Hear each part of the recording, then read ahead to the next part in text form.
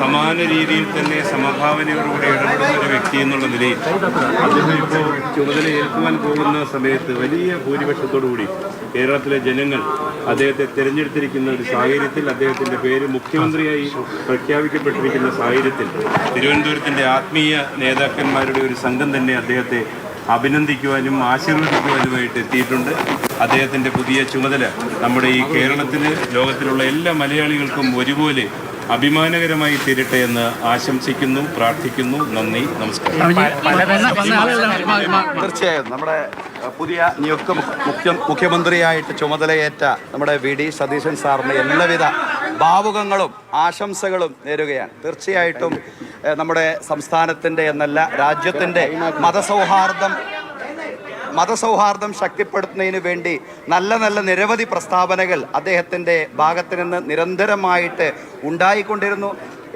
ഈ നാട്ടിലെ ജനങ്ങൾ ഈ സൗഹാർദ്ദത്തെ, പരസ്പര സ്നേഹത്തെ, ജാതിമത വ്യത്യാസങ്ങൾക്ക് അതീതമായിട്ടുള്ള പരസ്പരമുള്ള ഐക്യത്തെ എത്രത്തോളം സ്നേഹിക്കുന്നു എന്നതിൻ്റെ ഒരു ഉദാഹരണം കൂടിയാണ് നമ്മെ സംബന്ധിച്ചിടത്തോളം. നമുക്ക് ഈ അർത്ഥത്തിൽ നല്ല ഒരു മതസൗഹാർദ്ദത്തെ ശക്തമായിട്ട് പിന്തുണക്കുന്ന, അതിനെ ശക്തിപ്പെടുത്താൻ വേണ്ടി അഹോരാത്രം പരിശ്രമിച്ചു കൊണ്ടിരിക്കുന്ന, അതിനുവേണ്ടി നിരന്തരമായി സംസാരിച്ചു കൊണ്ടിരിക്കുന്ന ഒരു മുഖ്യമന്ത്രിയെ നമുക്ക് ലഭിച്ചു എന്നത് നമുക്ക് ഏറെ സന്തോഷമുള്ള കാര്യമാണ്.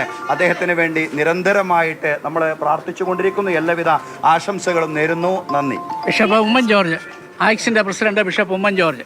ആക്സിന്റെ എല്ലാവിധ ഭാവങ്ങളും എല്ലാ മതവിഭാഗ ഭേദമന്യേ എല്ലാ ഹൈന്ദവ സ്നേഹിതരുടെയും ഇസ്ലാം സ്നേഹിതരുടെയും ക്രൈസ്തവ സ്നേഹിതരുടെയും പ്രാർത്ഥന കൊണ്ടാണ് അദ്ദേഹം കേരളത്തിലെ മുഖ്യമന്ത്രിയായി എന്ന് പൂർണ്ണമായി ഞങ്ങൾ വിശ്വസിക്കുന്നു.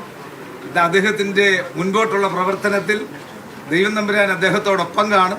എല്ലാവരെയും ഒരുപോലെ കണ്ട് മുൻപോട്ട് പോകുന്ന അദ്ദേഹത്തിന് ആയുസ്സും ആരോഗ്യവും ദൈവകൃപയും നൽകി കേരളത്തെ, എൻ്റെ ദർശനത്തിൽ അദ്ദേഹം വിദേശ രാജ്യങ്ങളുമായി ബന്ധപ്പെട്ട് വിദേശ യൂണിവേഴ്സിറ്റികൾ, ഇവിടുത്തെ യുവജനങ്ങൾക്ക്, യുവാക്കൾക്ക്, പഠിക്കുന്ന കുഞ്ഞുങ്ങൾക്ക് വിദേശ രാജ്യങ്ങളുമായി ബന്ധപ്പെട്ട് ഉന്നതമായ സ്ഥാനങ്ങൾ ഇവിടെ കേരളത്തിൽ കൊണ്ടുവരുവാൻ അദ്ദേഹത്തിൻ്റെ പ്രവർത്തനത്തിൽ കൂടെ സാധിക്കുമെന്ന് പൂർണ്ണമായി വിശ്വസിക്കുന്നു.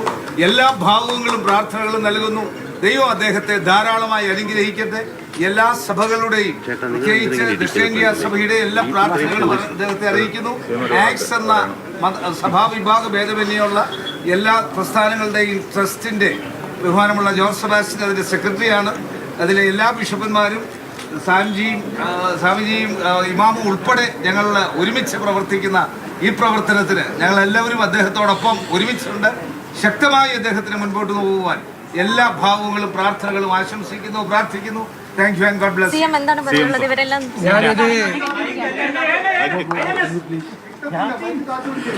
ഈ മതേതര കൂട്ടായ്മ അത് തിരുവനന്തപുരത്തിന്റെ മാത്രമല്ല, കേരളത്തിന്റെ അഭിമാനമാണ്.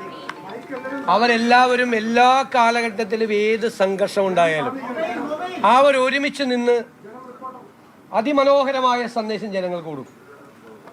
വിദ്വേഷ പ്രചരണത്തിനെതിരായി, മതസൗഹാർദ്ദത്തിന് വേണ്ടി എന്നും നിലകൊള്ളുന്ന ഈ തലസ്ഥാന നഗരിയുടെ മുഖങ്ങളാണ് ഇവരെല്ലാവരും. അവർ വന്ന് എന്നെ അനുഗ്രഹിച്ചതിലുള്ള നന്ദി ഞാൻ പറയുന്നു. തീർച്ചയായിട്ടും അവരുടെ ഉള്ളിൽ, അവരുടെ സ്വപ്നം ഒരു വിദ്വേഷ പ്രചരണവും ഇല്ലാത്ത ഒരു മതേതര കേരളമാണ്. ആ മതേതര കേരളം സൃഷ്ടിക്കാൻ അവരുടെ എല്ലാവരുടെയും പിന്തുണ ഞാൻ വിനയപൂർവ്വം അഭ്യർത്ഥിക്കുന്നു. അവരുടെ വാക്ക്, കേരളത്തിലെ ജനങ്ങൾക്ക് കൊടുത്ത വാക്ക്, എല്ലാ വിദ്വേഷ പ്രചരണത്തെയും, എല്ലാ മതവിദ്വേഷത്തെയും, എല്ലാത്തിനെയും ശക്തിയായി എതിർക്കുമെന്നുള്ള വാക്കിനൊരു മാറ്റം ഉണ്ടാവില്ല. അതിൽ ഉറച്ചു നിൽക്കും. അതാണ് എനിക്ക് ഏറ്റവും പ്രിയപ്പെട്ടവർക്ക് നൽകാനുള്ളത്. ഇവരുടെ എല്ലാവരുടെയും പ്രാർത്ഥനകൾ സംസ്ഥാനത്തുടനീളം എല്ലാ മതവിശ്വാസികളും ഉൾപ്പെട്ടവർ നടത്തിയ പ്രാർത്ഥന കൂടിയാണ് എൻ്റെ ഈ സ്ഥാനലബ്ധി എന്ന് ഞാൻ കരുതുകയാണ്. ഞാൻ അതുകൊണ്ടാണ് ഇത് ചുമതല കിട്ടിയപ്പോൾ ആദ്യം നിങ്ങളെ കണ്ടപ്പോൾ പറഞ്ഞത് ഇതൊരു ദൈവ നിയോഗം കൂടിയാണ് എന്ന് പറഞ്ഞത്. അതുകൊണ്ടാണ് ഇതൊരു ഡിവൈൻ അസൈൻമെൻ്റായി, ദൈവ നിയോഗമായി തീർച്ചയായും കൊണ്ടുനടക്കും. ഒരു സംശയം. ഈ നമ്മുടെ പൈലറ്റും എസ്കോർട്ടും മാത്രമാക്കി മറ്റ് ഈ മോട്ടോർ കാർഡിന്റെ കാര്യത്തിലൊക്കെ ഒരു തീരുമാനം, ബ്ലാക്ക് കാർ മാറ്റുന്നുണ്ടോ? അല്ല, ഞാൻ ഒരു കാര്യമുണ്ട്, ഒരു പുതിയ കാറൊന്നും മേടിച്ചാൽ കുഴപ്പമൊന്നുമില്ല. ശരിക്കും വലിയ എക്സ്ചക്കറിനൊന്നും കുഴപ്പമൊന്നും വരില്ല. പക്ഷെ ഒരു പുതിയ കാറ് വാങ്ങിക്കാൻ ഞാൻ തീരുമാനിച്ചാൽ അത് ഭരണ സംവിധാനത്തിന് കൊടുക്കുന്ന റോങ് മെസ്സേജ് ആവും, തെറ്റായ സന്ദേശമാണ്. കാരണം അത്രയും സാമ്പത്തിക നില വഷളായിരിക്കുന്ന ഒരു സമയത്ത് ആർഭാടങ്ങൾ പരമാവധി കുറച്ച് നമ്മൾ ചില മാതൃകകൾ സൃഷ്ടിക്കണം. അപ്പോൾ ഉള്ള കാറ് അത് ഉപയോഗിക്കും. ഏത് കാറാണെന്ന് വെച്ചാൽ അതിൻ്റെ കളറൊന്നും നോക്കില്ല, ഏത് കാറാണ് എന്ന് വെച്ചാൽ നമുക്ക് അവൈലബിൾ ആയിട്ടുള്ളത്. ഇപ്പം തൽക്കാലം കാറൊന്നും അതെല്ലാം പറഞ്ഞിട്ടുണ്ട്. അവർ Z+ കാറ്റഗറിയാണ്, ശ്രദ്ധിക്കണമെന്ന് പോലീസോട് പറഞ്ഞു. എങ്കിലും പറഞ്ഞു, ഞാൻ കരുതുന്നത് വലിയ ആർഭാടത്തോടെ വളരെ പത്രാസിലൂടെ റോഡിലൂടെ പോയാൽ ആളുകൾ എന്നെ ചിലപ്പോൾ അവർ പുറത്തൊന്നും പറയില്ലായിരിക്കും, പക്ഷെ ഉള്ളിൽ കളിയാക്കിച്ചിരിക്കും. അതിൻ്റെ അത്രയൊന്നും ആയിട്ടില്ല ഞാൻ.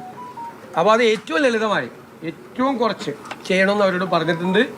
പിന്നെ നമ്മൾ പോകുന്ന വഴിയിലൊന്നും ആളുകളൊന്നും ബുദ്ധിമുട്ടിക്കരുതെന്ന് പറഞ്ഞു. പരമാവധി ഏറ്റവും കുറച്ച് വാഹനങ്ങൾ, ഏറ്റവും കുറവെന്ന് വെച്ചാൽ വിരലിലെണ്ണാവുന്നതിൽ താഴെ മിനിമം അത്രേ പാടില്ലെന്ന് പറഞ്ഞു. അത് ഒന്നും ഉണ്ടായിട്ടല്ല, ഞാൻ ഇതിനു മുമ്പ് പോയവരെയൊന്നും പരിഹസിക്കൊന്നുമല്ല, അതൊന്നുമല്ല. അവർക്കൊക്കെ എൻ്റെ ആവശ്യമുണ്ടായിരുന്നു, എനിക്ക് എൻ്റെ ആവശ്യമില്ല. 1. 2, നമ്മൾ ഇത്തരം ഘട്ടങ്ങളിൽ നമ്മൾ ചിലപ്പോൾ മുകളിലിരിക്കുന്നവർ അല്ലേ കൊടുക്കുന്ന സന്ദേശങ്ങളുണ്ട്. ആ സന്ദേശം ക്ലിയറാണ്, അത് കൃത്യമായിട്ട് നമ്മൾ കൊടുക്കണം. നമ്മൾ പത്രാസും ആർഭാടവും കാണിച്ചാൽ നമ്മുടെ താഴെയുള്ളവർ മുഴുവൻ കാണിക്കും. അതിനുള്ള ശേഷി കേരളത്തിലെ ഖജനാവിനില്ല. Thank you.